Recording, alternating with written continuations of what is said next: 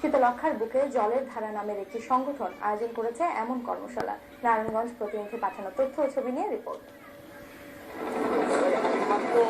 একসময়ের অপরূপ শীতলক্ষা শিল্পায়নের প্রভাবে অনেকটা হারিয়েছে তার সৌন্দর্য, কিন্তু শিল্পীদের কল্পনায় অমলিন শীতলক্ষার রূপ।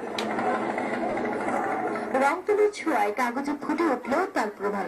জলের ধারা নামের একটি সংগঠনের আয়োজনে শীতলক্ষার উপর ছবি আঁকার কর্মশালায় নদীটিকে কল্পনার রঙে রাঙালেন শিল্পীরা।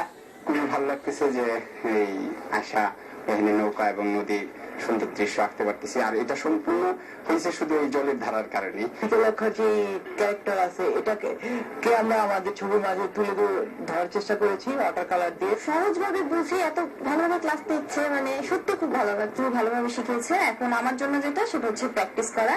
আমি খুব উপকৃত হয়েছি। এখানে জল রঙের নানা খেলা তরুণদের শেখানো হচ্ছে হাতে কলমে। তুলির প্রতিটি আঁচড়ে নিবিড় হচ্ছে রং আর কাগজের সম্পর্ক। জল রঙের যে ব্যবহার পদ্ধতি স্টুডেন্টদের মধ্যে উৎসাহ দেওয়াটা, এটা বাংলাদেশে একেবারেই হচ্ছে না। শুধুমাত্র সাধারণ স্টুডেন্টদের উৎসাহ দেওয়ার জন্য আমরা জল রংটা টেনে নিচ্ছি। জলের ধারা জল রং নিয়ে এগিয়ে যাচ্ছি, এটা আমাদের এগিয়ে যাওয়া। শীতলক্ষার রূপ সবচেয়ে বেশি ফুটে ওঠে বর্ষা মৌসুমে। আগামী বর্ষায় তাই আবারও নারায়ণগঞ্জে